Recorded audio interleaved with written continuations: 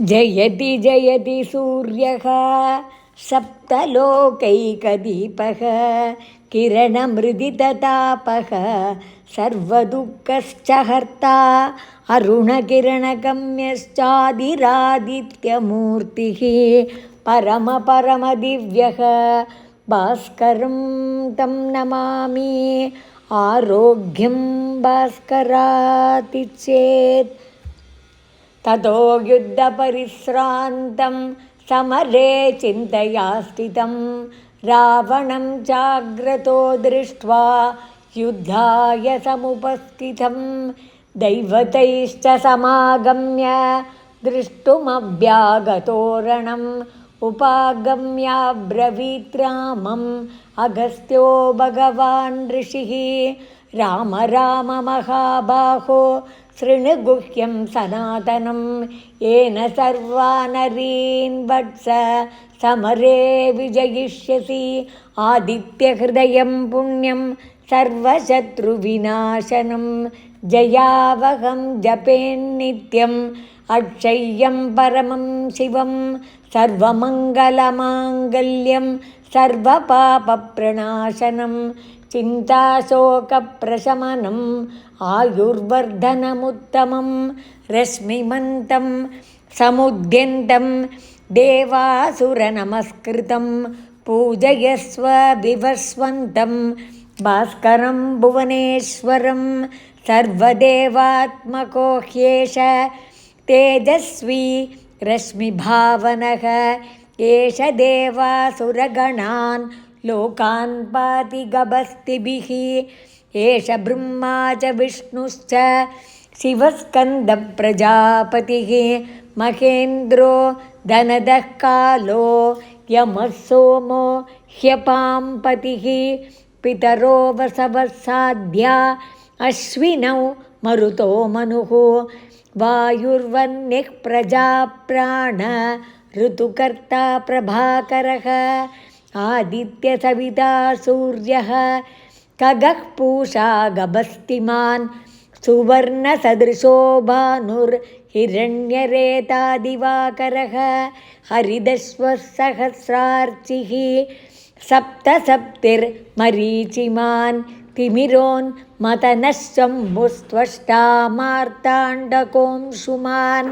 हिरण्यगर्भः शिशिरस्तपनो भास्करो रविः अग्निगर्भोदिते पुत्र शङ्कः शिशिरनाशनः व्योमनाथस्थमो भेदी ऋग्युजुस्सामपारगः घनवृष्टिरपां मित्रं विन्ध्यवीथिप्लवङ्गमः आतपीमण्डली मृत्युः पिङ्गलः सर्वतापनः कविर्विश्वो महातेजा रक्तः सर्वभवोद्भवः नक्षत्रगृहताराणाम् अधिपो विश्वभावनः तेजसामपि तेजस्वी द्वादशात्मन्नमोऽस्तु ते नमः पूर्वाय गिरये पश्चिमायाद्रये नमः ज्योतिर्गणानां पतये दिनाधिपतये नमः जयाय जयभद्राय हर्यश्वाय नमो नमः नमो नमः सहस्रांशो आदित्याय नमो नमः नमः उग्राय वीराय सारङ्गाय नमो नमः नमः पद्मप्रबोधाय प्रचण्डाय नमोऽस्तु ते ब्रह्मेशानाच्युतेशाय सूर्या आदित्यवर्चसे भास्वते सर्वभक्षाय रौद्राय वपुषे नमः तमोघ्नाय हिमघ्नाय शत्रुघ्नायामितात्मने कृतघ्नघ्नाय देवाय ज्योतिषां पतये नमः तप्तचामीकराभाय हरये विश्वकर्मणे नमस्तमोभिनिघ्नाय रुचये लोकसाक्षिणे नाशत्येष वैभूतं तमेष सृजति प्रभुः पायत्येष तपत्येष वर्षत्येष गभस्तिभिः एष सुप्तेषु जागर्ति भूतेषु परिनिष्ठितः एष चैवाग्निहोत्रं च फलं चैवाग्निहोत्रिणां देवाश्च कृतवश्चैव क्रतूनां फलमेव च यानि कृत्यानि लोकेषु सर्वेषु परमप्रभुः एनमापत्सु कृष्येषु कान्तारेषु उभयेषु च कीर्तयन् पुरुषः कश्चिन्नावसीदति राघवा पूजयस्वैनमेकाग्रो देवदेवं जगत्पतिम् एतत्त्रिगुणितं जप्त्वा युद्धेषु विजयिष्यसि अस्मिन् क्षणे महाबाहो रावणं त्वं वदिष्यसि एवमुक्त्वा तदागस्त्यो जगाम च यथागतम् एतत् श्रुत्वा महातेजा नष्टशोको भवत्तदा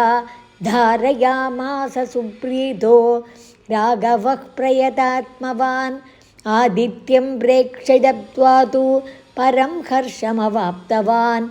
त्रिराचम्य शुचिर्भूत्वा धनुरादाय वीर्यवान् रावणं प्रेक्ष्य हृष्टात्मा जयार्थं समुपागमत्